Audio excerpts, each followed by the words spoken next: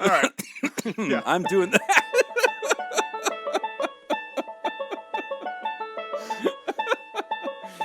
That's an exercise I can get behind. From fabulous Las Vegas, Nevada, this is Pod Therapy. Real people, real problems, and real therapists. You can submit your questions anonymously at podtherapy.net or email us at podtherapyguys@gmail.com. Happy Father's Day, everybody. Woo-hoo. And if you're looking for a good gift for your dad, check out the book Fatherly Advice by Bob Blassingame. Available on Amazon. And now, broadcasting from the churn, that guy's Dr. Jim Jobin. I'm Nick Tangeman. It's time for some Pod Therapy. What a good book I did buy and read that book. Good. Oh, yeah. So Did you learn about your Lord and Savior? Yeah, fantastic. It is great. Yeah, really solid, Bob. Great work. God, I can't believe that thing exists. That just amazes me. Go back to our Christmas episode if you don't know what we're talking about. Cursory Amazon search. Yeah. Would have revealed it before choosing the title of your book. Yeah. Oh, stick around at the very end of the show if you're into the Patreon content, I will reveal a very interesting thing that I have never revealed about the book. So, dun dun dun, teaser. I will reveal that.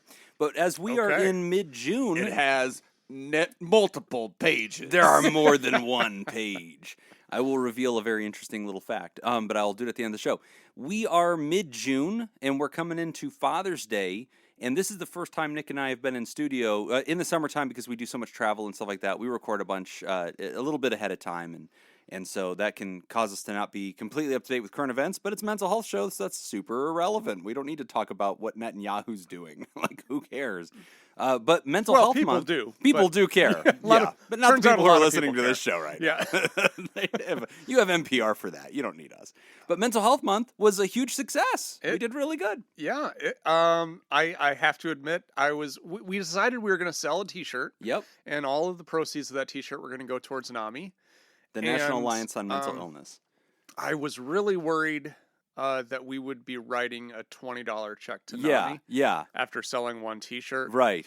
And the check, the big check that we buy. The big foam check. Yeah. Is $100. Yeah, we had to cover that. We're going to lose money. We're not sending them just a paper check or a donation. No, we're getting the big one. Okay. Yeah. We got to do that. That's just expensive. I was really worried we were going to lose money. We were in the hole for the first 100. Yeah. Turns out we did sell multiple t-shirts. Did we clear enough to cover the big foam check? Technically, NAMI still owes us $10. Yeah, to cover the difference. They owe us money to cover the difference of the big check. We sent them an invoice. And, so we should be getting that sometime in the next month. But no, we did sell we'll say multiple t-shirts. Yeah. We sold enough to be able to give NAMI $220. Yes, so thank you. That was significant. And also we should add there was a bunch of people that did notify us that they were just going to straight up donate. Yeah, there was a bunch of people that just straight up donated to NAMI and said, "Hey, it'll Keep take your too long. T-shirt. Yeah, use your crappy t-shirt to wash a car. I'm just going to donate money. I don't care about the shirt." Yes. To which our response was awesome. Thank you. That's great. Awesome. I'm glad we could help. We actually got a quick little letter here from Coffee Maple Scoop who donated. He lives in Canada. And he said, "Esteemed gents, I tried ordering the NAMI t-shirt, but since I have a mailing address outside the U.S., shipping was going to cost as much as the donation. Yeah. That being said, in the spirit of promoting mental health, I've made a donation to the CAMH, which is the Center for Addiction and Mental Health Foundation, in your honor." And then he puts in parentheses, "Yes, in Canada, center has the R before the E, and honor is spelled with a U." I just wanted to clarify. I've attached a pretty thank you e-card sent to my email address to let you guys know. Thank you all again for what you do, Andres, a.k.a. Coffee Maple Scoop. So even the Canadians got in on it. Yes. And cool, I didn't know that the Canadians had their own thing. So if you're in Canada, CAMH. Yeah, absolutely. And thank you for that donation. That is awesome. Yeah. So hugely successful May. It was awesome, man. So many people got involved, and we got a little bit of change sent to the right people. So that's awesome. And it's just really good, man. And our show did a great job of just making new friends, and bringing lots of folks in. So welcome to all the folks who've been joining us in May and making us part of your week. We've been getting a lot of great letters and notes from people just saying like, hey, this is fine. Like, I like this. Doing a little bit of mental health every week. This is easy. So glad people are along for the journey. We should talk about our queue as well. Yeah. So we're popular now. So we're getting some letters. We have more emails in our queue now than we've ever had. Yep. Which is awesome. That's great. That's progress. This is a good problem to have. But we feel the need to let you know that because if you've sent something in and we haven't gotten to it yet, we get to them in order and we will answer everyone that comes in. And we are shuffling them too. So like if you write them in and you're wondering like, oh geez, how deep on the bench am I? It's not like that. It's not like you're never going to see yours till later and later. Like, we shuffle them, so like we try to get to things if they're time relevant. We try to get to them faster. But yeah, we love that people are writing in letters. So keep those letters coming in, podtherapyguys@gmail.com. Or if you just want to submit anonymously, go down to our website, podtherapy.net, and you can just type it in there, and there's a way to do it anonymously and give us fake stuff. But it's been a hugely successful month, and so we're so grateful to have so many people supporting mental health. So many people have been, just supporting us and grabbing merch and donating to the right causes. So it's awesome. So lots of new friends, and excited that our show continues. So we are deep into the summer, and the questions are coming in. So we should probably pivot and read one here. This one is coming from Anonymous. It is titled Hiding Depression. Dear Pod Therapy, thank you for all your informative and highly entertaining podcasts. Oh, thank you. My question is, can depression get worse if you hide it / not address it? I do not have a professional, but I've a fairly good amount of psychology in my backpack.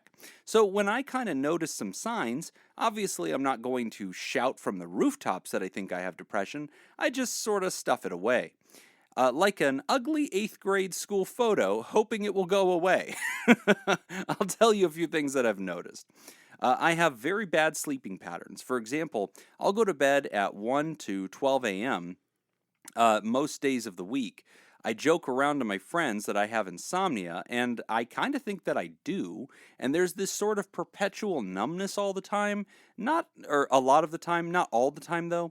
I can fake it really good around my friends and family that I'm happy, and as an 18-year-old with her whole life ahead of her, I should be. I can't deny the fact that I've been emotionally toiled with by my older brother. I don't want to call it emotional abuse, but it kind of was. Perhaps that could have anything to do with my depressive and sometimes suicidal thoughts. Thank you sincerely, Anonymous. Okay. Yeah. Question. Yeah, and I think a lot of people relate to the idea of there's this misunderstanding in the world that depression is something you can always see all the time. Right. Right? Like they're going to walk around like Snuffleupagus, from Sesame Street, just like always like dreary and humdrum and sad. Is Snuffleupagus a dated reference? Snuffleupagus? Snuffleupagus? Snuffleupagus. Is there How a do P you in say there? it? I don't think there's a... I don't think there's an ump. You think that Snuffleupagus? Snuffleupagus. It's at least Snuffleupagus? PH. If it's going to be I think it's a PH. Feels right. All right, well, let's stop the show and figure this out. We need to the internet. We'll get back to you.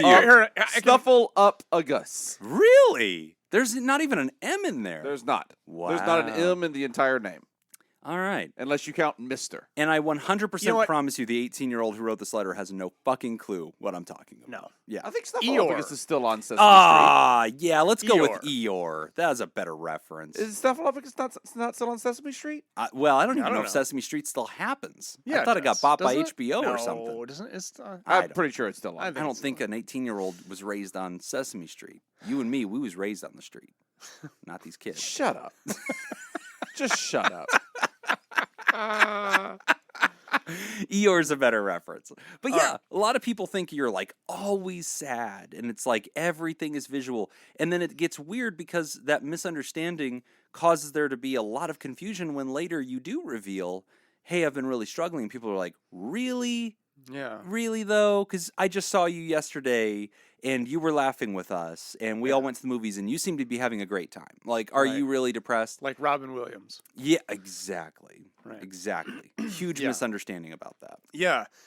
And I think it's good to point that out. I mean, as far as the question, can it get worse? Here's what. Yes, it can, and I think it gets worse because it can potentially change behavior, right? So it's almost kind of like if you injure your leg, or if your leg hurts when you walk on it, that changes your behavior. Right. You walk on it less. You favor the other leg. Right, which means you're strengthening the other leg, your leg that hurts is getting weaker, right? Mhm. And then that weakness then may increase pain, and so you walk on it even less. Mhm. So it's all about how it changes behavior, and depression is kind of the same way. So I wouldn't say depression gets worse in a chemical way, as far as neurotransmitters and serotonin, dopamine, anything like that. I don't think it happens that way. I think it happens through changing behavior. So if I'm feeling depressed, I don't want to be around people. So I isolate. So I isolate. And the more I isolate, the more it makes having to interact with other people more stressful, Right. more awkward, and just unnatural. Yep. So then what do? So then I avoid those situations even more. The cycle So repeats. so now we've got the cyclical nature of depression and isolation, Mhm. and they just continue to feed off of each other. But while you're ignoring it, it can also be getting worse. You're feeding it. Yeah. because yeah. yeah, I mean, it could be it's getting like- chemically worse and everything else. Just while Yeah. you're ignoring it, Yeah. it doesn't happen. It's not happening because you're ignoring it. Right. But it could also be happening. Sure. Yeah. And also, going back to those behaviors, a lot of people start to cope with depression in really self-destructive ways. You know, we Right. see that all the time. Now they're sneaking, they're drinking, they're smoking marijuana, they're vaping more, they're eating all this junk food and stuff as like, the way to self-medicate. Like their behaviors start to increase the impact of the depression, and ironically, those same behaviors have like this amplifying effect to depression. Yes. But I think I like the way you're characterizing it, because I think a lot of people will misunderstand that a mental health thing, if quote unquote left untreated, will it just automatically get worse? And I don't know that that's the way I would describe mental Right. health usually. Yeah. Like it's not like a physical health thing where it's like, oh, well, if you don't get that surgery done, this will only get worse until eventually you can't walk. You don't go from schizophrenia to super schizophrenia. Yeah. It's kind of just there. And right. depression can Not get without worse. a lot of work. Yeah. You got a lot of work. Yeah, you got to work your way through that. Depression does get worse, Ryder. And, we should point out that what you're talking about, where I'm masking it, I mask it really well. I mask it with my friends. I mask it to myself. I pretend like it will just go away. So we're telling you that we don't want you to think like, oh no, this is like, a cancer that if unaddressed, it gets worse. But we do still think you should do something about it, right? Ignoring it is not our favorite strategy. That's never going to be the thing we suggest. Yeah, I think I would. Chemotherapy. Yeah. That's what you need. I think I would really focus on kind of my coping skills. So Mhm. focus on having healthy, effective coping skills, Right. as opposed to focusing a lot on is the depression getting worse. Kind of just think about how am I dealing with this?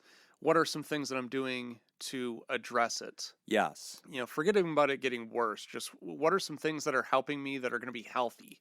Yes. And really focus on healthy, because as Jim pointed out, there are a lot of effective coping skills that are effective in the short term, Right. that are very harmful in the long term. And they ultimately reinforce. It's like Right. drinking salt water to cure your thirst. Yeah, Like, it's liquid and it feels refreshing in the moment, but you will now be thirstier, right? Yeah. Because that's just the long-term effect of what that does.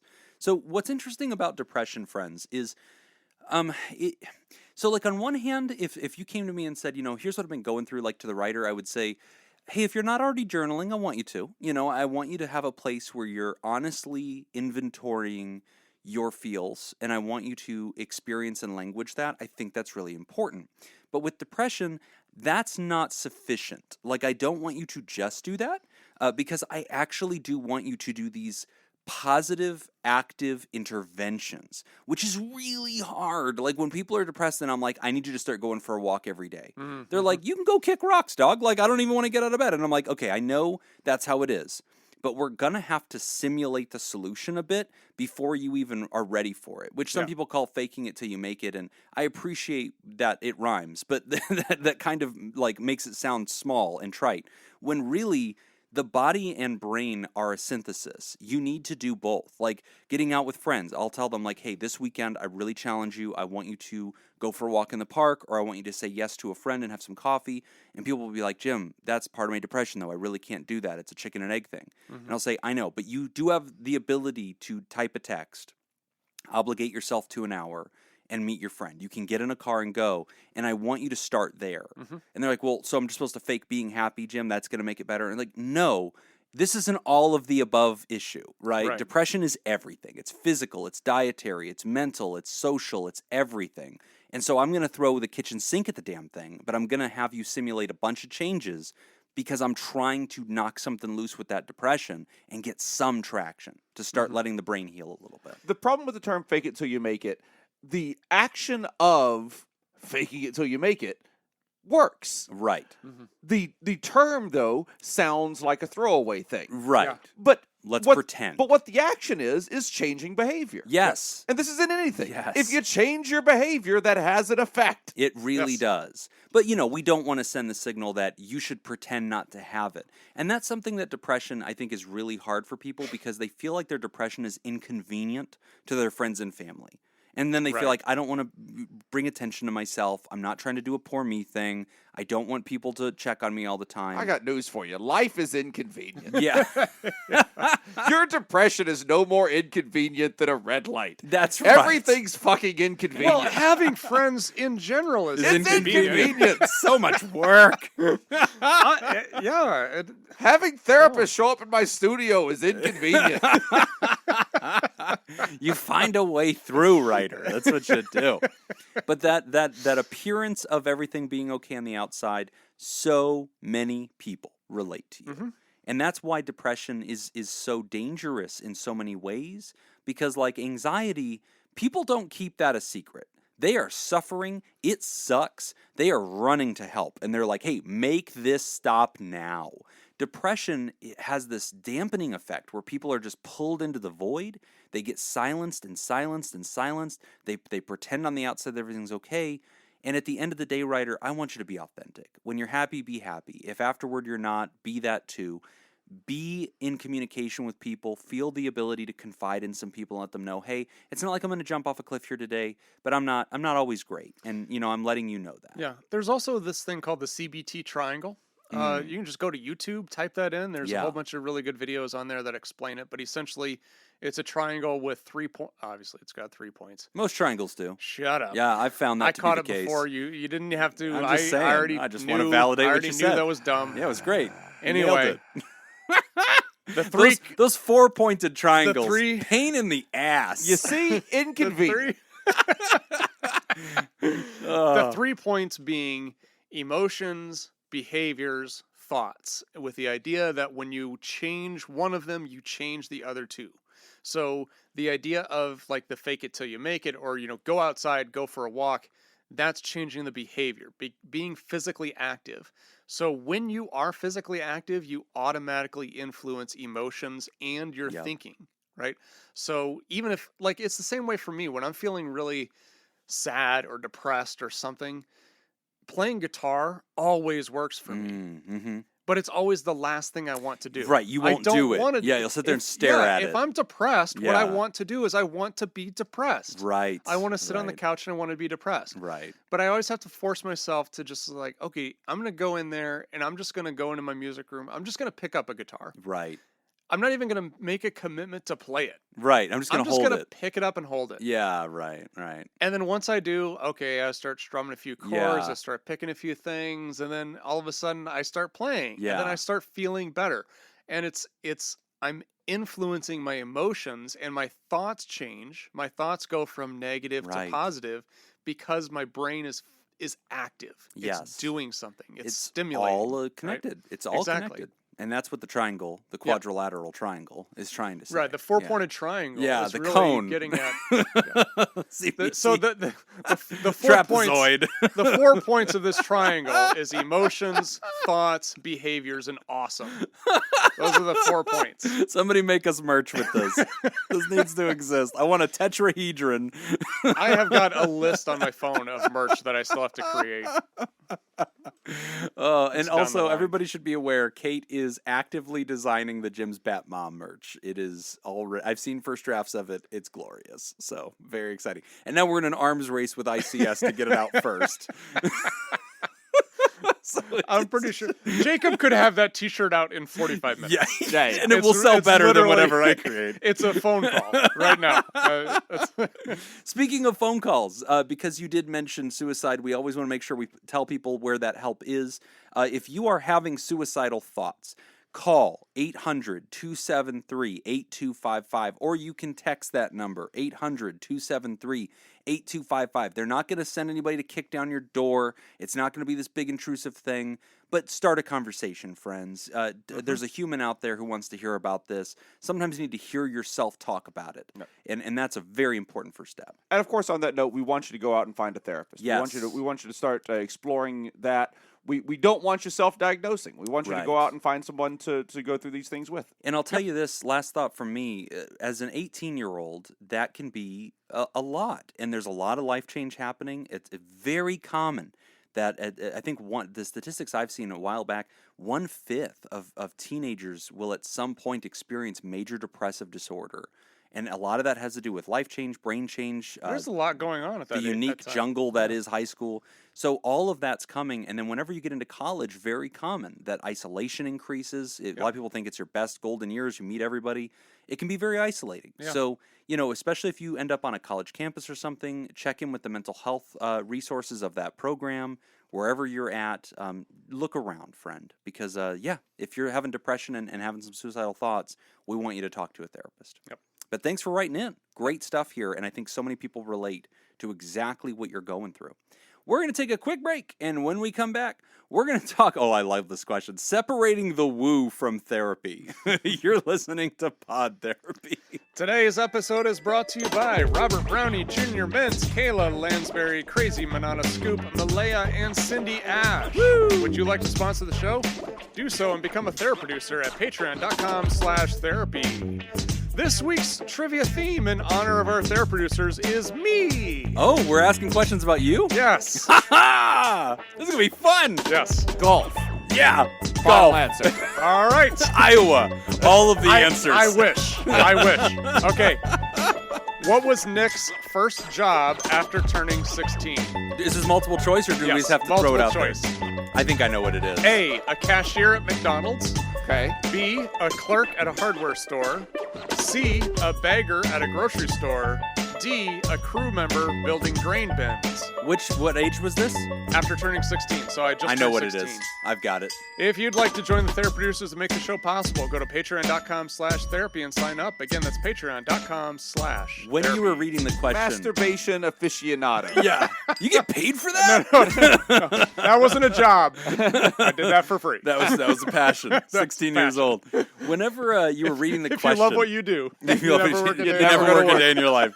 Whenever you're reading the question, I was thinking, Hertz Rent-A-Car. I know you worked at a rent-a-car place. Like, it had to be that. And then when that didn't show up, whatever. They're all the same. But whenever you're reading then the answers, I was like, all right, I got to readjust. So I will be a gentleman and let Jacob go first, because I think I know the answer. Okay. Fine. I'll guess hardware store. I think it's the grain guy. He was at some point fabricating these grain things. And 16 sounds about the age that you would do that. All right. Okay. You are correct, Jim. Yeah. There you go. Yes. Also, this brings up, again, a deep resentment I have, because for the first 2 seasons, our annual episode was a dating game that we would answer questions about each other, and I have obliterated you every time this has ever happened. You barely remember my last name. I know everything that you've ever said. I'm going to kill this Nick challenge. Come on. That's not fair. That's not fair, Paul. Also, Jim, you shouldn't be that angry about it, because I don't care about either one of you. That's true. That's true. He still doesn't know her name. He's still barely aware. Every time we walk in on a Sunday, he's like, oh, that's right. Oh, yeah, we're still doing that, huh? I have legitimately already forgotten what Nick's job was.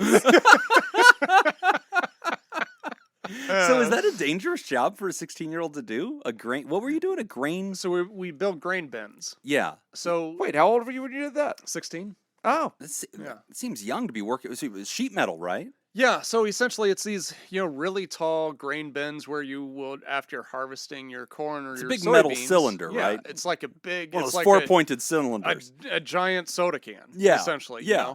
So basically, when you build these, it's interesting because you build them from the top down. You just Okay. throw that Not word from the bottom interesting up. around Yeah, willy-nilly. interesting is a very liberal word for grain bin. All right. Yeah. So when I'll get to this story really quick. So essentially, when you start it, what you do is there's this huge cast iron pole that you raise up. Okay. Okay, and that just goes straight up on this slab of concrete. Okay. And then what you do is you build the first ring, and then you build the roof sections around that pole. Oh. Okay? And then as you hoist it up, then you build the next ring. Then You hoist build it from up. the bottom. So you build slide from it the all top up. Oh, that's cool. down. Oh, wow. So my job, because I was 16 years old and I was the smallest guy on the crew, Yeah. is I would be up on that pole. Oh, wow. So So you were then a when they would pole slide the- dancer. So they would slide the so they would slide the roof sections on, and then I would connect it to the You'd be ring. working up at that the top. pole at 16 So, years yeah. old. That's pretty So impressive. that's what I did. It was fun. Now I did like 3 months later because I was a summer job. So then I worked at McDonald's, which was the first job that I had after. Very cool. What was your first job, Jacob? Performer. Okay. Wow. Right out of the gate. Oh, he was a child actor. Oh, that's Yeah. right. Yeah. That's right. Yeah, yeah. My first job was working at the mall at a little kiosk, like one of those like center of the row shops that are like yelling at you when you walk by, like, let me steam your shirt or whatever. I sold pens. So that was cool. That was your dad's thing. wasn't it? Yeah, my dad had a little Yep. pen shop and I got put into that. So Yep. yay work. There we go. Yeah. Well, speaking of separating the magic from work, this is a good question. I like this one. Separating the woo from therapy. Oh my gosh. Been listening for a few months now as my wife has convinced me to get therapy. In fact, the main reason I started listening to your show was to prepare for what I'd be up against. Results may vary, listener. I don't know that we are. It's basically this. I can respect that. Yeah. This is the perfect simulation of what real therapy is. However, during my search, I've found a sizable share of therapists in my area, even accredited ones or members of my country's therapeutic association, that have a lot of woo, like crystals, auras, etc., which, as far as I'm aware, don't have any scientific merit in mental health therapy. Feel free to correct me if I'm wrong. Some of them seem more metaphysical, like mentioning the soul, etc., and others are more literal, but also list techniques and approaches that I'm familiar with, like CBT. My question is, do I avoid therapists who have any mention of the above, or do I approach these with an open mind? Would love to hear your thoughts. Thanks for all you do, T. Okay. See, I love this question. great question. Because I can answer this from two different perspectives. Mm-hmm. If I was the patient, Yeah. or if I'm the therapist. Okay. Or as a therapist, how would I answer this question? Right. Because I'm the same way too. Like a lot of the woo stuff just Woo. really annoys Every me. time I hear that word, I think of that Ric Flair meme. Is that Ric Flair who just screams woo into the Woo. mic? Yeah. That's what I think of when I think of the woo in therapy. Woo! Go ahead, Nick. Answer the question. So Laura has a couple things that she kind of gets into like the crystal stuff, but not really. Like, Okay. I think it's more. This is going to go on the whole bit. I know. Just try. Power through it. But she has these. She's got this bracelet of like these beads that are supposed to sit out in the full moon. Okay. They're supposed to charge in the full moon. How do we separate the woo from our therapy show? There was. I'm only doing it when I hear woo. When I hear some woo. Oh, got it. One night she let him sit out for 2 nights instead of 1. And she's like, "Oh crap, I forgot to bring my beads in." And I was like, "Are you crazy? You could have burned down the house." Like with their lunar beads. 2 nights of moonlight out 2 there. nights of moonlight. Are you crazy? Use oven mitts, you idiot. You could have burned yourself. Jesus. Well, There is fire. There is the thing like there've been accidents in crystal shops. Oh, really? And people, in their homes and everything, where they have these crystals, and they'll set them next to a window or something like that. Yeah. And the light will refract in such a way and magnify in such a Oh, way my that God. it will start a fire. Oh, that's Oh, wow. hilarious. Oh, jeez. And Yeah. that's not woo. That's just science. Yeah. Okay, so as a therapist, I'll Yes. answer first as a therapist. I would say, no, don't let that get in the way of therapy, because I know a lot of therapists who are into some stuff like that. Right. But when it comes to actually doing therapy, they're good clinicians. Right. Like, then they've got good clinical skills, they've got a good theoretical base, and they don't bring that stuff into their clinical work. Yeah. So you can see some really great therapists that also have these other things, and you're still going to get good treatment. Yeah. From the patient's perspective, if I walk into somebody's therapist or into a therapist's office, Yeah. and they're very upfront about it, and they've got crystals all over the place, and they start talking about crystals, Yeah. I'm going to get turned off by it. Right. And Would I'm you probably- communicate that, though? Would you say, hey, I need you to understand, here's my No. worldview? No, I'd probably just do the Irish goodbye. I would probably just never schedule another appointment. I don't think I would go back. Honestly. And again, this is Nick Yeah. the No, patient, unless- not Nick the therapist. Right. Now, unless that first session went really well and I Yeah. was really impressed, I was like, okay, This is yeah, good. this, but for me, there has to be that distinction. And it'd be the Yeah. same way if I was working with a therapist who was very religious. Yes, Right? exactly. It's the same thing where, like, Exactly. if they bring that into the therapy session, I'm gone. I'm out the Yeah. door. I'm not going to respond well to that. Right. But, you can be very religious and also be a good therapist and have that wall of separation. Right. Because I haven't seen examples of that. But Yeah, sure, I we know guess zero you could. people that fall into that category, but go So- on. because in therapy, it's about me. It's Right. about the patient. Yes. It's not about the clinician. Yeah. So it shouldn't matter. Yeah, but it does. So, I'm with Nick on this. So I want the loudest answer I have to be my first one. So T, do not let that stop you. Find somebody that's the right fit, that has availability. Take the first step. That's my official pod therapy answer. Now that we got that out. Now that we got that shit out of the way, it's time for Jim to bitch about the profession, all right? This shit drives me crazy. It pisses me off. Begin rant. Number one. Oh, good. Of all the medical professions, we're the only one that has this infestation of the woo, okay? You don't see it in anything else. Even though we are a science-based profession, even though we are required to go to school and learn about science-based interventions, everything's got to be evidence-based. Psychology has a very strong standing in all this stuff. We get infiltrated with a lot of this, esoteric stuff. I don't fundamentally hate it, right? Because I believe in a religious perspective. I do think that there's value to creating a way to language things that are in this ethereal category, that speak to these other areas of a human's existence. Fine. I'm great with creating that space for the patient. But I, in my training, coming from a religious background, was taught these solid iron bar boundaries of hey, it's okay to let them know that you speak this faith language, but God help you if you ever impose that or use that as a way to communicate what's happening. You should never say, well, your problem is you've fallen from God. That's so wrong and unethical and damn near illegal.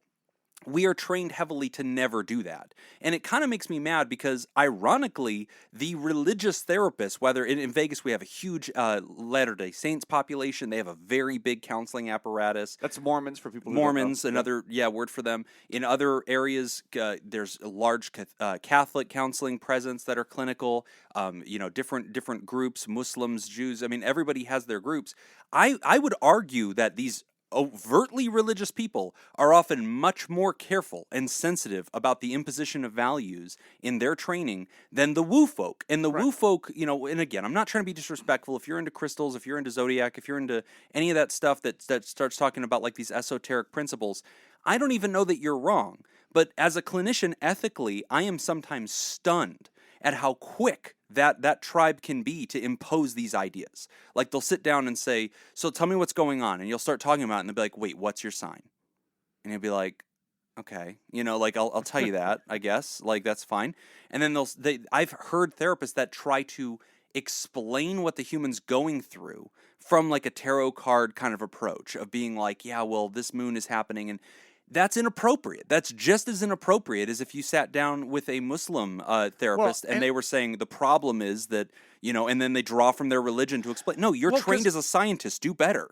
As the moment you do that, you're no longer doing therapy. You've crossed the ethical boundaries, but we don't slap the hands as a profession. Yeah. I feel that we do not slap the hands of anybody playing with the woo stuff because it's not as simple as it's categorized. Like if you start doing too much Christianity, we will slap your hands for that. Like you will be noticed doing that. Clinicians will hold you accountable to that. We will speak to you directly about that, and it will show up in your reviews and in the way that your reputation manifests in the community. People will say, hey, I didn't like this. Like that was inappropriate. The woo people do it all the time. And it's frustrating because I think that because we don't, and at least in the West, in Nevada, because their hands don't get slapped for this kind of stuff, they think it's great to do more of it. And it's becoming this, and this is what this writer's talking about, it's becoming like really widespread. And I think it infiltrates the reputation of the profession, and it gives people this idea that like going to a psychic and going to a therapist are the same thing. That's my first point. That's just number one. I have some paragraphs on this shit. Number two, there are too many therapists that are now dabbling in multiple areas. They're a therapist by day and a psychic at night. And then they're doing Reiki on the weekends. And then they're doing soul healing. And then they're doing these special manifestation groups. And then they're holding the secret meetings. And they're doing all this other stuff. And it gets to this place where like you're doing all of these hats. And again, you're not partitioning them very well. Whereas if you have another therapist who openly admits, hey, I'm a certified minister, I minister at this church, I teach Sunday school on Sundays, but when I'm here, I'm your clinician, I'm a licensed professional, I know the difference between those roles. I think that they're trained more heavily and seen more conspicuously to hold themselves accountable to partition those roles. I don't see that in Woo Land. I think that I don't think that. This is a question. Yes. This is a question, not a statement. So I should phrase it as a question, not a statement.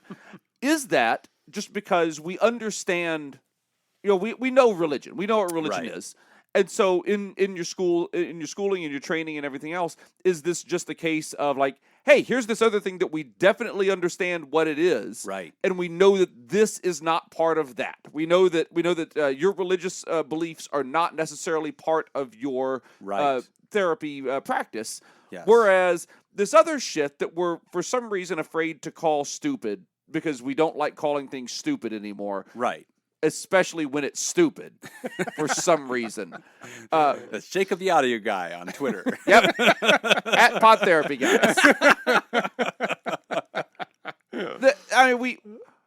We don't go down all of these different paths. Yeah. No, I think you're right. I think a piece of it is we know definitively the lexicon and theological ideas of the franchises of religion. Whenever you sit down with somebody and you're getting to know a new friend or something like that, and they casually mention that they're a practicing Muslim, your brain pulls up that file, and you suddenly have a bunch of guesses about things they might think, worldview things, and all sorts of stuff. We don't have that same enfranchised concept with a lot of the woo stuff. Right. And again, I hope I'm not using the word woo in like this, Woo!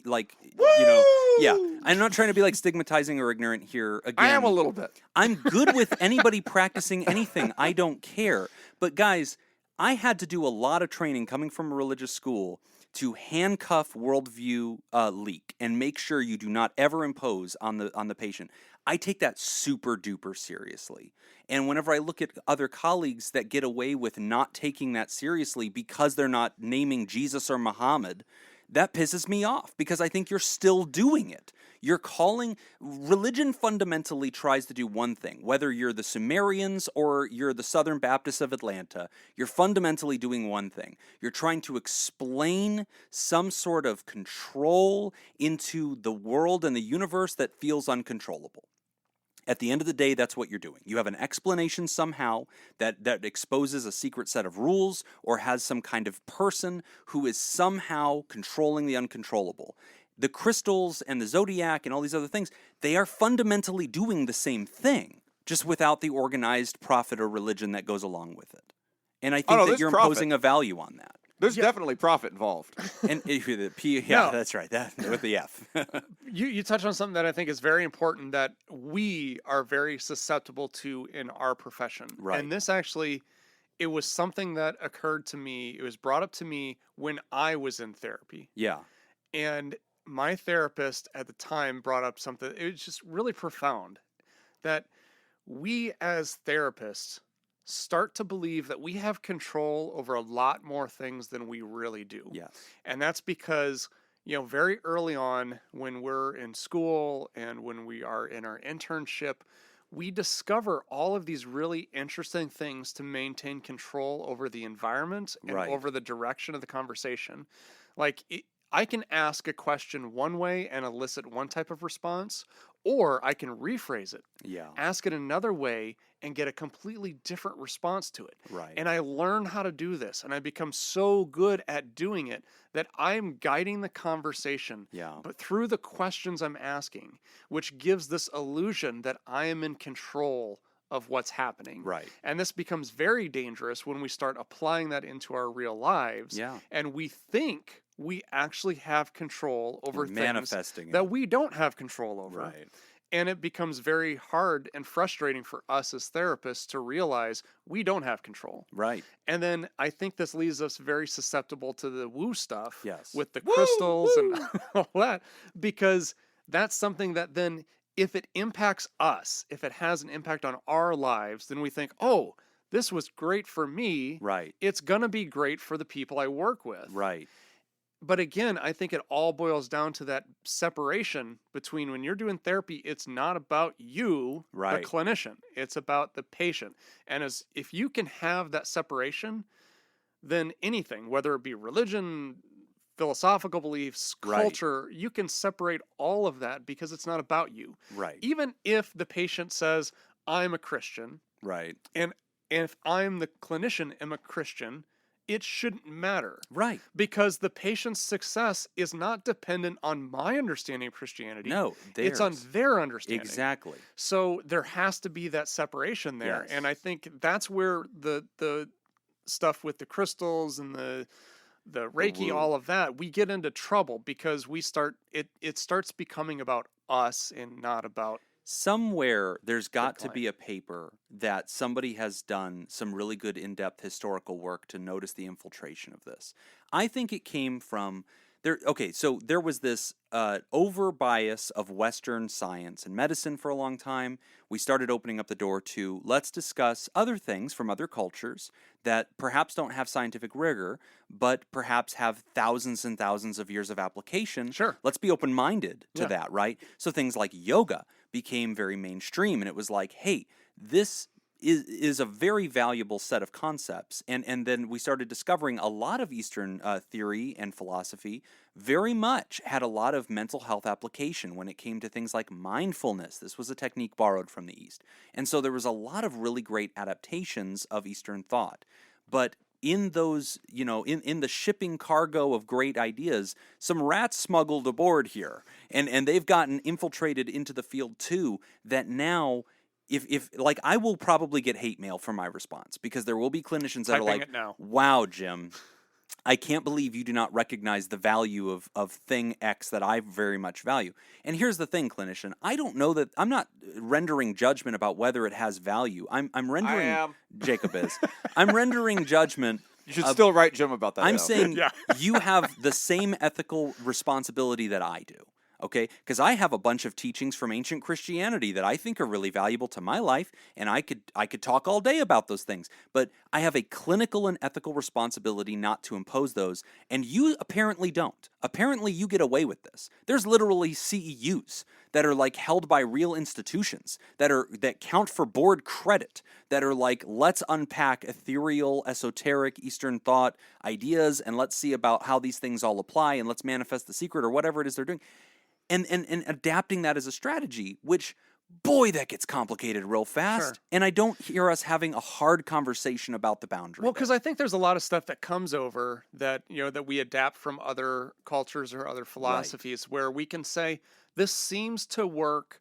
We don't know why, though. Right. And that's perfectly fine. I think where we run into problems is when we don't try to answer that question. Right. Why does this work? Yeah. When we just use it without understanding why it works. Right. Or we come up with our own understanding of why it works as opposed to having some sort of empirical basis. Yes. You know, because like things with yoga, like why does yoga work? Well, we know now that yoga, I mean, the movement of the body has a huge impact on brain development. And intentional breathing patterns. Yeah, and all of that. So there's a scientific understanding about why it works. And I Right. think that makes that useful. And I think I'm when we stop answering the questions Right. when we run into a problem. Well, I'm a spiritual guy, right? So, like, I have tons of patients that will explain to me their beliefs surrounding crystals. I have Wiccans, I have witches, I have all sorts of interesting people that come from very diverse backgrounds. I love them. I am 100% with them. I have no idea what the real truth of the universe is. I don't know. We're all just fellow travelers trying to figure this out. My job, though, is a medical professional who is here to serve them. So I'm very interested in what their authentic beliefs are. I'm not mocking them in the back of my head. Right. But if they were sharing to me about their views on how they use crystals or what they do, and I was like, well, you know what Jesus says about that, right? Jesus says witchcraft is bad. They would think... You're not reading Harry Potter, are you? You're not reading that Harry Potter, are you? Because that's the devil. You know, Jerry Falwell said so. That I would be so unethical, and it would be very destructive. I would be considered a very dangerous clinician. But I'm just saying out loud that when the shoe is on the other foot, and a fellow clinician who doesn't come from Christianity or a very clear franchised religion, they impose those views, or they put it all over their website, and they're like, by the way, I do all this stuff. I do tarot card reading, I do psychic stuff. Look at the effect it's having. We're getting a real question from somebody who's like, I need help. I need to find a therapist. I'm seeing this stuff, and I don't know what to do now because this doesn't seem legitimate. I thought I was going to get real mental health help. And now I'm doubting the entire field. Yeah. And I don't like that blur. Sure. I don't want that blur. I don't want that no matter what religion it is. I want you to see us as qualified mental health professionals. I think the answer to the writer's question is probably somewhere along the lines of if you don't think the therapist is qualified, keep on looking. It kind of doesn't matter then if they are or they're not. Yes. If you've already decided that they're not, then keep moving. Right. Yeah. That's one of the reasons I think we're seeing a lot of this stuff infiltrate into the profile pages of therapists and stuff, because it's so hot right now. It is Instagram hot. It is, everybody's into it. Everybody wants to talk about it. Like even our Pod Therapy page, and I blame you for this. I know you did this, but our Pod Therapy Instagram page has subscribed to or follows tons of these mental health or whatever pages. Yeah. And you probably clicked follow because they had did. some mental health line. It was like, hey, positive thinking, mental health awareness, support, something. And to a page, I am shocked at how none of them actually celebrate anything to do with clinical mental health. They are all like, speak this into existence. There's pages that we follow that say $80,000 is going to find its way into your bank account this month.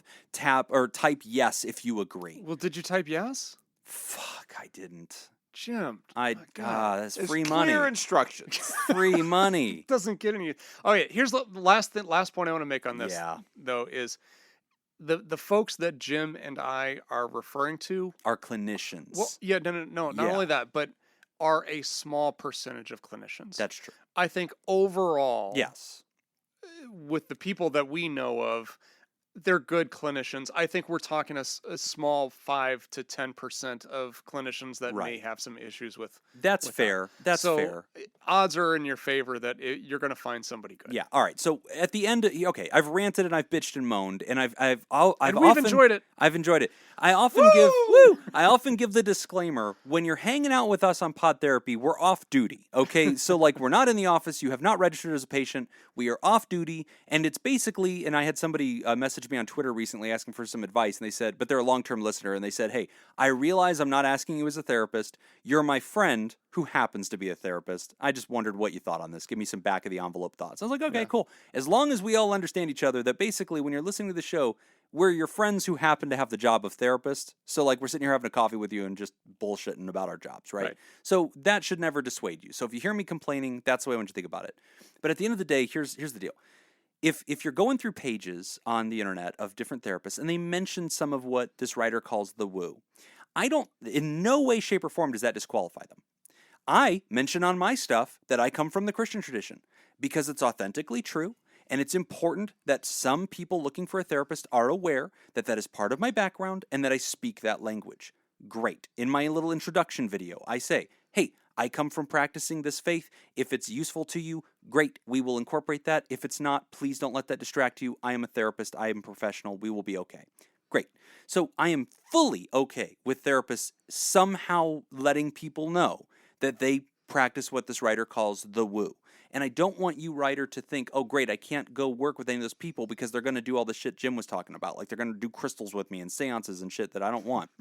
No, that is so unlikely to happen. Also, they're not going to do that because you're probably going to leave. You would leave if they start doing it. And don't do what Nick would do. Nick's Irish goodbye is the wrong thing. You should sit down and tell the therapist. I've had so many patients come to me, and they'll tell me, I'll ask, during the intake session, I'll say, do you have any questions for me? Anything I can answer for you? Even questions about me. It's really important. I want a clean slate with you. I recently had What is that on your face? Yeah, this is that a swastika. mustache? Yeah. How did we get rid of that? I need you to shave that, please, before the next one.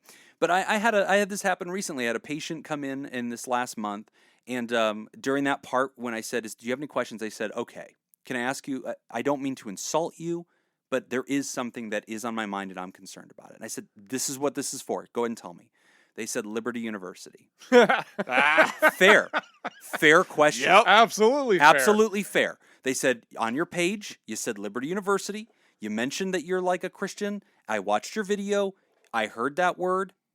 You seem fine today. You didn't bring anything up, but I'm mentally, yes, the person said I mentally categorize this. Anytime I hear the word liberty, I think of Jerry Falwell or Jerry Falwell Jr. I think of really mean people saying some really hateful things.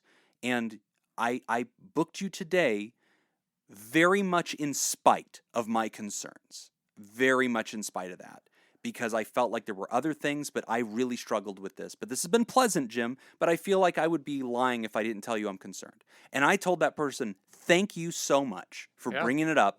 Great. And then I gave them my 2 cents. I came from that school. I was a distant student. My education was entirely focused on the clinical stuff because I had to pass national examinations. Yeah, they talked about spiritual stuff. Here's where I think that was useful for me, but otherwise I don't bring it in here. I don't care. So I want to know who you are. My job is to customize my work to be the best therapist I can be for you. You do not have to be scared of that stuff. And I thanked that patient for bringing it up. And they said, hey, man, I'm glad I did. That takes a huge load off my shoulders. Great. We're great. Wonderful. And so to T, the person who wrote this letter, I want you to know you should do that same thing. Sit down with them, and in that first meeting, let them know, hey, on your website, you talked a little bit about this, that, and the other thing. Those things don't appeal to me, and I find them a little bit intimidating. Is that going to be a problem? Do you think that will cause us to not be a good fit?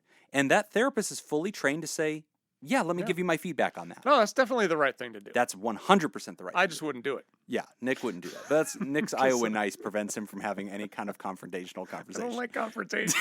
And before I don't like it's gross. And before you get there, when you're reading about them on their website or whatever, do it the same way that you read ingredients on a package. Right. So if the first thing that they say about themselves is they're a crystal healer, Yeah, maybe that person isn't for you. that's the main ingredient. But if that's the sixth thing yeah, on the list, good point. okay. All That's right, a really now good maybe check it out. observation. That's a very strong observation, man. I like that. Yeah. Even in my stuff, in my materials, it's one of the last things I mention is, hey, by the way, I came from this tradition. If that's helpful, great. Yep. But yeah, I want to be seen as a clinician. I worked hard to become a clinician. So great advice on this one. And also great question. And if we offended anybody, I just want a quick disclaimer. I honestly do not mean, and some of what I said probably came off a little in poor taste, and I don't want to be unfair. Like, I see crystal work and the esoteric stuff that goes along with that. I believe it ought to be treated like a religion. But I'm talking out of both sides of my mouth over here, because here I am saying it should be treated like a religion, but then I'm kind of saying some teasing things about it. And I don't personally like to do that. You know, like if somebody was like, where I live, everybody lists themselves as an imam or a Muslim, I would not sit here and degradate their entire religion while I'm saying they need to be held accountable to partition the religion from their clinical skills. So I do want to take ownership of myself and apologize. That violates rules that I have for myself about not shitting on people's spirituality. If anything I said sounded disrespectful, that is not authentically how I feel. I just get angry at clinicians who don't bring the same standard of professionalism that I feel we have to. Can I translate? Yeah, go ahead. I'm sorry, baby. I didn't mean that. I'm sorry. Did we I think spill that's what Jim oil was all saying. over the Gulf? I think that's We're what sorry. All right, we're going to take a much-needed break. And when we come back, we are discussing rejection-sensitive dysphoria. You're listening to Pod Therapy. I'm Jim, and your crystals are stupid. That's... Damn it, I wish I wouldn't have said that just now. Today's episode is brought to you by Robert Brownie Jr., Mintz, Kayla Lansbury, Crazy Manana Scoop, Malaya, and Cindy Ash. Do you want to become a Theraproducer and sponsor the show? Go to patreon.com/therapy. Our second question about me, my favorite topic, is 1 for 1. What was the first concert Nick ever attended? Is it Nickelback? Is it A, Alice Cooper in Milwaukee, Wisconsin, B, Prince in Minneapolis, Minnesota, C, Aerosmith in Des Moines, Iowa, or D, Jewel in Cedar Falls, Iowa? If you'd like to join the Theraproducers that make the show possible, go to patreon.com/therapy and sign up. Again, that's patreon.com/therapy. Nice try, Nick. Okay. But I caught your very first mistake. Okay. Alice Cooper in Milwaukee sounds a lot like Wayne's World to me, buddy. Sounds like you ripped that one right out of Wayne's World, where they go see Alice Cooper in Milwaukee, and he's like, actually, did you know the natives here? Milwaukee, the medicine people. The good land. The good land, that's right. Nice try, dude. So I'm crossing that one right off the list. There's 0% chance it was that. Okay. So what's the answer? I'm leaning toward Jewel, to be honest. It's definitely Jewel. I think that too. There's 3 rock bands and Jewel. It's Jewel. It's definitely Jewel. Yeah, and the timeline kind of checks out. Like, I feel like that would have been maybe. So we got Alice Cooper, Jewel, and then what were the other 2? Aerosmith and Prince and Aerosmith. I don't think you could have afforded an Aerosmith concert as like a early teen, or like, I don't think that would have happened. I think or if it was Prince. any of the others, I think I would have heard about it from Nick before now. Yeah, it's Jewel. It's absolutely Jewel. Final Especially answer. if it was Prince. Yeah. We I would have heard. I would have heard all about this from Nick That was by the now. first concert I ever went to, man. Yeah. We would have heard it. True. You definitely, if it was Prince, we can rule out Prince because you would definitely heard And it. Alice Cooper's gone. It's either Aerosmith or Jewel. Aerosmith's way too cool. I've worn Alice Cooper shirts in here before. He's never said anything. And he's never said anything about it. I've worn Aerosmith shirts in here before, and he's never said anything. Yeah.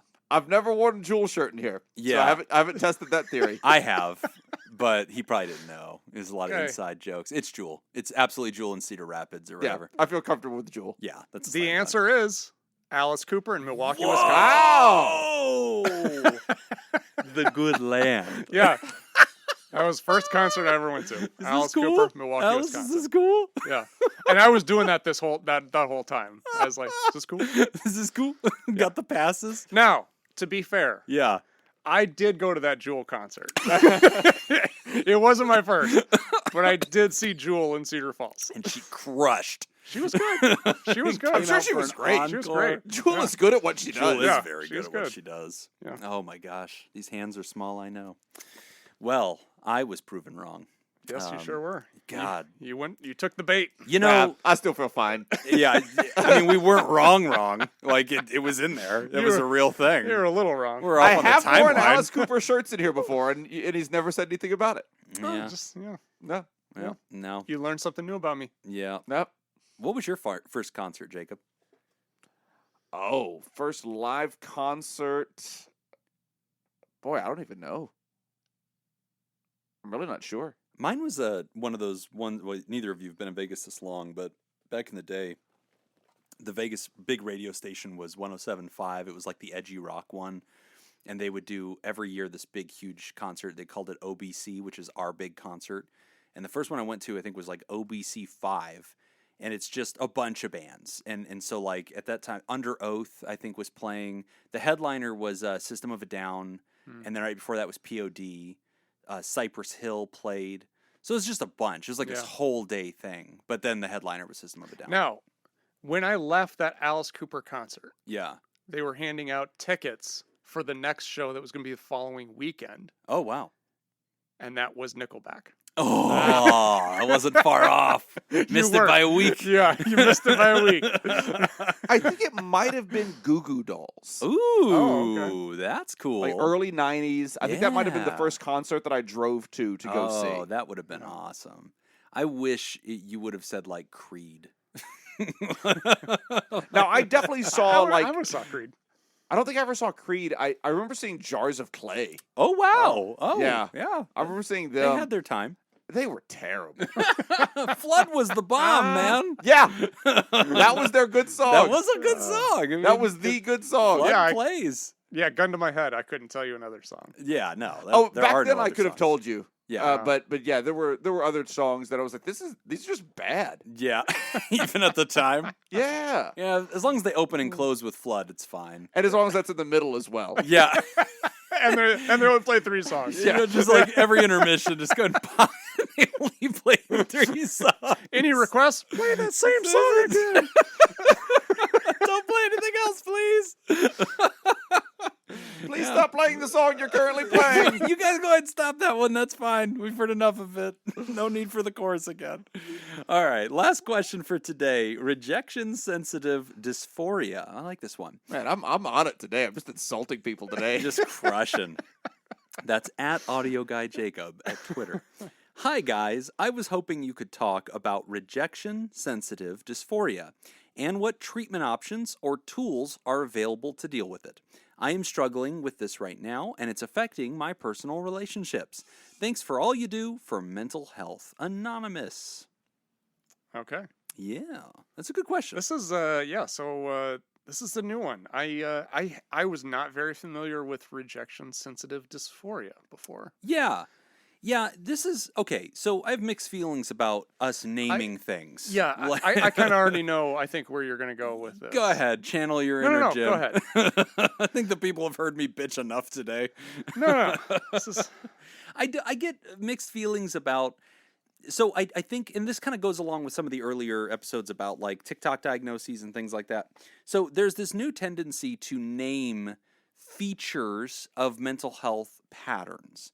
So rejection-sensitive dysphoria is not a diagnosis. That is not a medical diagnosis, not a clinical diagnosis. There is no way for us as a clinician to write that down and call an insurance and say, hey, this person has RSD or whatever, we're going to be, dealing with them. No.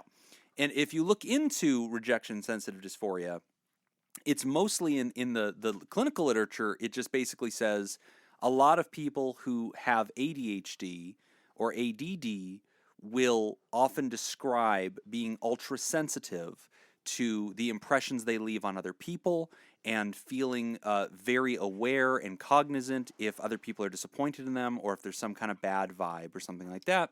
And this will become obsessive and it will be very negative and it can cause them to become almost depressed. this seems to focus mostly on like rejection. Yes. So like how they handle rejection. Right. It's like, or the perception of rejection. exactly, Which yeah. is very important. right. And so things that, WebMD describes as RSD, they'll say, hey, if this person's becoming very easily embarrassed, if they get very angry or have a big emotional outburst when they feel like someone has hurt or rejected them, do they have high standards for themselves that they often can't meet? Have they low self-esteem? Do they feel anxious, especially in social settings? Have they problems in their relationships? Do they stay away from social situations and withdraw from other people? Do they feel like a failure because they haven't lived up to other people's expectations? Do they sometimes think of hurting themselves? The problem with that is I'm reading a list of things that could be borderline personality disorder. And so we have to spend a lot of time doing differential diagnosis. So on one hand, I get a little bit yucky. And that's not an indictment on the writer, by the way. I'm just talking about the fact that you're referencing a phrase that doesn't exist in clinical literature, but exists in popular literature. And I'm just, for a second, reflecting on the fact that I love it and hate it, right? Like, I love it because I like the public participating in helping describe the nuance of what they're feeling. And I think that there's a particularly empowering piece of this that they're trying to use clinical nomenclature. Dysphoria. Reactive, like they're using these words, or rejection. They're using these words to help pin down what they're feeling, which really I love. I love the exploration of language, and I think that that's super helpful for humans to dial into what they know about themselves and give it a name.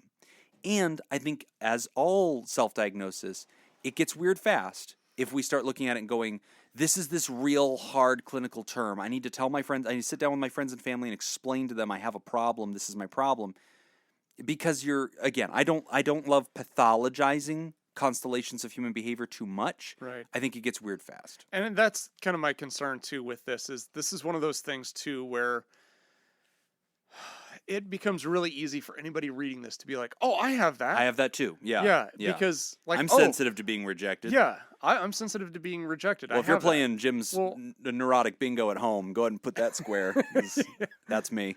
I cry all day if I get a bad letter. I almost quit the show. And this is, yeah, that's right. Anybody has rejected we almost made him dysphoria. quit. Yeah, this show almost ended up without Jim because I was gone 1 week and I didn't even know there was a joke about let's shit on Jim. And then everybody was like, best episode ever. And I was like, I think I'm done. I think I'm done with the show now. That was one a good episode. week. One episode. I am 1 episode away from quitting Pod Therapy at all times. Or one bad tweet. Yeah. But like this is one of those things too where it's like because it's on it like anytime we put a label or we try to describe something that's a symptom or part of human behavior, it's on a continuum, right? Because everybody experiences it. So what we're really talking about is we're talking about extreme levels of it. Yes. But at what point does it become an extreme level? Same way with anxiety, right? When we talk about anxiety disorder, everybody on earth can say, well, I have anxiety. Right. Yeah, because we're human beings. We all have it. But that's not what makes it a disorder, right? There's a threshold that gets crossed that makes it into a disorder. So if we're talking about rejection, sensitivity, dysphoria, every human being on earth can relate to some of that. Dislikes being rejected. Right. At what point do we cross the threshold into a symptomatic, into a problem, right? And we don't have, because it's not an official diagnosis, we don't have that threshold. Right, and we don't want to minimize folks. Yeah, in no way. I gave this disclaimer earlier in the show. You're talking to 2 off-duty therapists who are sitting here. We're not talking to patients right in front of us, and it's like we're your friends who happen to do the profession. So when you ask us a question like this, we're going to sit back and look at each other and go, yeah, I don't know, I have mixed feelings about like this whole coming up with new names thing. But now, okay, we can still reach through the name and hear the letter. But like the point that I'm making, though, is that because it's not a diagnosis, it makes it hard for us to understand like where somebody falls on this continuum. Right. Now, so we have to talk about this from the perspective of, let's just say they're falling the most extreme edge of it. Right. So those people who we talked about not just being rejected, but the perception of being rejected. Yeah, that's everything. And that is vitally important because that's where we start seeing extreme differences where someone can say, you know, I texted somebody and they didn't text back. Right. Oh my God, they hate me. Right. They just. What does this mean? Yeah, and then it starts causing huge problems in their life and in their Yes. relationships. Like that's an extreme example of it. That's kind of where we want to take this. Yes. Because then it becomes really easy to identify. Which we absolutely feel good talking about, Ryder. And so, anyway, the first answer we're giving is just a reflection on the fact that these kinds of phrases exist, RSD. And giving, I think, our clinical feedback of like, hey, I totally see how that's super useful. And be careful, it could also be super distracting, right? Mm-hmm. Like, and I've had patients that will come in on day one and they'll say something like this, like, why are you here today? And they'll be like, I have rejection sensitive dysphoria. And I'll just kind of stare at them for a second. I'll say, great, teach me how, right? Mm-hmm. Because at the end of the day, that word doesn't do it. But I would have done that anyway. If you would have said, I'm here because I have major depressive disorder, I would have said, great, tell me how. Exactly. You know, like, so I'm always going to get to the granular details. Because the label doesn't mean anything. It doesn't mean anything. Yeah. And so that's the beauty of that's one of the reasons I'm always upset about diagnosis. People are like, Jim, don't you see how important diagnosis is? And I'm like, yeah, kind of. But I don't care. Like, you can title the paper whatever you want. I need to read the paper. Like, you're going to have to tell me the details, right?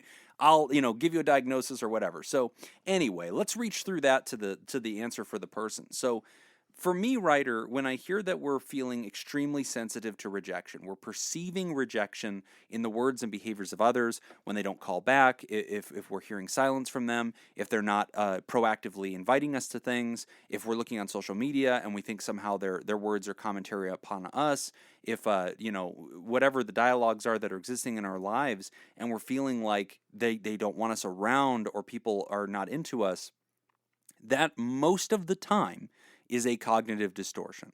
So cognitive distortion is an interesting phrase. It comes from a school of thought called cognitive behavioral therapy, which Nick and I both utilize a lot in our practice. And basically it has to do with perception. The idea of that is that we develop these mental illusions, these imprecise ways that we're seeing the world. And because of our poor understanding of the situation and our sort of foggy glasses that we're looking through, we're coming away with untrue interpretations of situations. For example, somebody sends you a text and it says, where do you want to eat for dinner? And you write back and you say, wherever, I don't really care. They could hear that and go, you're excited for dinner, but you don't have an opinion about where we're going to eat. Or they could look at it and go, oh, wow, you don't want to have dinner. Like, this is a burden for you. Whatever, I don't care. Okay, and then you'll write back and go, hey, if you don't want to have dinner tonight, I totally understand. And they may see that and go, yeah, I guess I am a little tired. Okay, do you not want to go? It sounds like you don't want to go. So no, here we are, two humans misunderstanding each other, and we're implying all these extra interpretations of what they're feeling and meaning. Therapists would describe that as a cognitive distortion. We'd say, you're kind of mind reading there. You're sort of making all these assumptions about what you think the person's saying, and look at how that's influencing how you feel about yourself. Look at how that's influencing what you think about what you're going to do with your weekend. Look at how that's influencing the way you thought your relationship was working with that person who you were a minute ago going to have a wonderful evening with, and now you think literally doesn't like you. So we therapists would say we want to approach that using a technique called cognitive behavioral therapy, which is an entire suite of techniques, but it fundamentally teaches a person how to carefully examine and question things that are provoking emotion inside of them, and asking hard questions to try to take that thought and challenge it and apply some scrutiny so they could see other ways to look at the same problem and maybe come away with a more accurate understanding. So when I hear a letter like this, I think, that would be a set of tools, because you specifically said, are there treatment options or tools that would help with what I'm experiencing, rejection-sensitive dysphoria? My answer would be, I'd really love to see you do some work with cognitive behavioral therapy. There's workbooks out there, there's short work on it, there's YouTube videos on it, there's therapy on it. Really helpful set of tools. Yeah, I just pulled up Amazon right now. I was looking up workbooks. So I was thinking the same thing. Oh, too. yeah. A CBT workbook might be very helpful. I think ultimately the best thing to do would be to seek a therapist who is trained in CBT who can guide you through this. If you are not, up to doing therapy at this moment, a workbook I think would be good as well. Probably not as effective as if you're working directly with a therapist to do it. Yeah. But it can be very, very helpful. Now, and the other thing too is when you're doing this and you're applying some of these CBT techniques that you're learning, it doesn't mean that it's going to go away. It means you're going to be better able to catch it and manage it. Yes. And that's something I always like to make sure that people understand, because I think sometimes people get into the understanding that like, oh, if I do these techniques, then that means, all of a sudden this is just going to go away. Probably not. I mean, it could over a long period of time, but most likely it doesn't go away. Your coping skills to deal with it become so good they're almost like second nature. Yes. And it just becomes very easy to use. Oh yeah. My first thought is always wrong. Like my first thought always, in texts, in conversations, I have to check in with myself.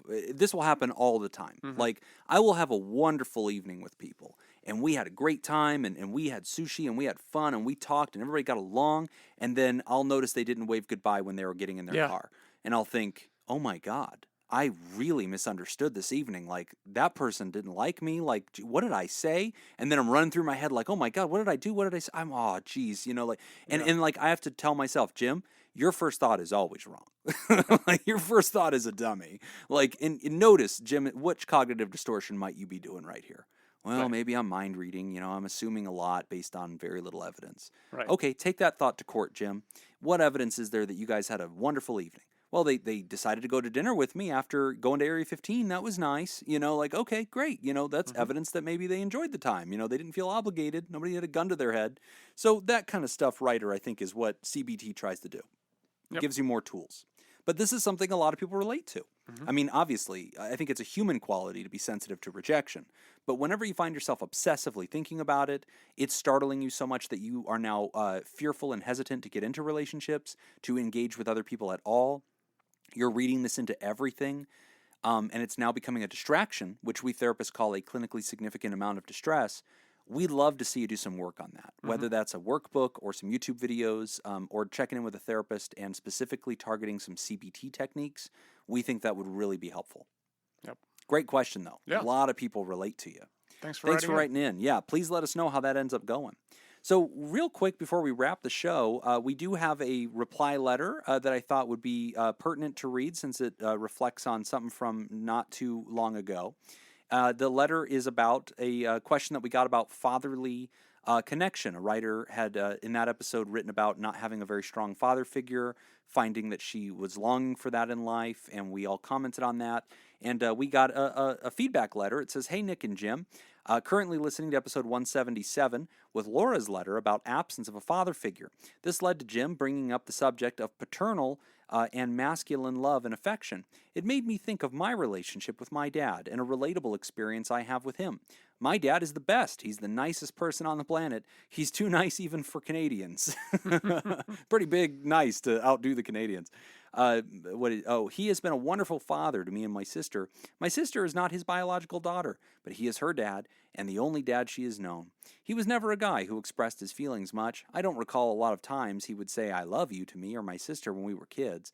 He would dole out hugs and laughs and do things for us, which was his way of showing love, and we knew that. I don't think we ever felt unloved. In the last 3 years or so, I've noticed at the end of the phone calls or visits, he has made a point to say "I love you." Hearing Jim draw attention to the nature of paternal love going largely unnoticed or unappreciated made me realize that it really stood out to me when he first started saying it. It almost felt awkward to me, as though I was worried he was saying it just for my benefit and was uncomfortable himself, even though there was no indication of that. As time went on, I've noticed how warm and fuzzy hearing him say "I love you" makes me feel, even though there was never a time I thought he didn't actually love me or my sister. I cherish those few words as much as I cherish all the other things he says and does for me and my sister. It struck me when Jim was talking about paternal love and affection, and it just reiterated how incredibly powerful the actual words can be, even when the feeling has always been present.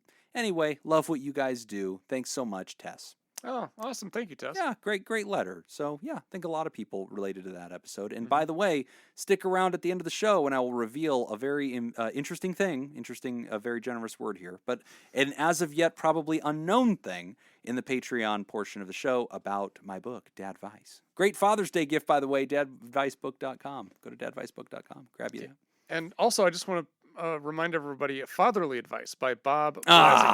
This guy again. It's good stuff. His sales have just jumped. And you don't have to be a dad to read that book. That's True. true. I You don't don't have like- to be I a like dad. dad to read- God advice. damn it. That's- No. My book is not for dads.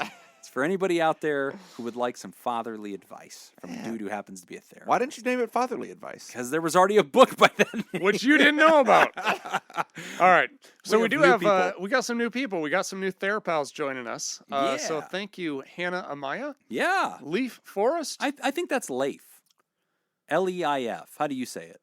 I say Leaf. I think it's Leif. Leif Erikson. Yeah, Leaf Isn't it Erikson. Leif Erikson? No, it's Leaf Erikson. You're kidding. It's not Leif Erikson? I don't believe so. It feels like it should be Leif. Yeah, Right you in. might be right. Right in, Mr. Forest. Or don't. Or don't. Right in. I think that's a fake name. and- Leaf Forest. Come on. No, It's like Drip Water or Rip Torn. I think it was clever parents. I think they knew what they were doing. You're probably right. And Colin Stewart. Fake. Welcome. Also clearly fake name, Colin Stewart. That's Lord Stewart to you. New Theropods, welcome to the bunch. We've got Levante Baggy. I think I nailed that one. Nailed it. Curtis Kiwi Scoop Hanlon, welcome back, Kurt. And Kernapillar. Kernapiller. Definitely a real name. Kernapillar absolutely checks out. And we got some new producers. What? New Yeah. Theraproducers? New bosses? We got Polygon. joining us. Polygon. I love how that is spelled, by the way. Yeah. Well done, Mr. Gone. Miss Cindy Ash. Cindy Ash is in the boardroom. Welcome, here. Cindy. Long-term supporter, big friend of the show. Awesome to have you in the boardroom. Thank you so much for loving us. And Mr. Comeback himself, Ezekiel Lawrence. Yeah, he felt obligated. He was like, screw it.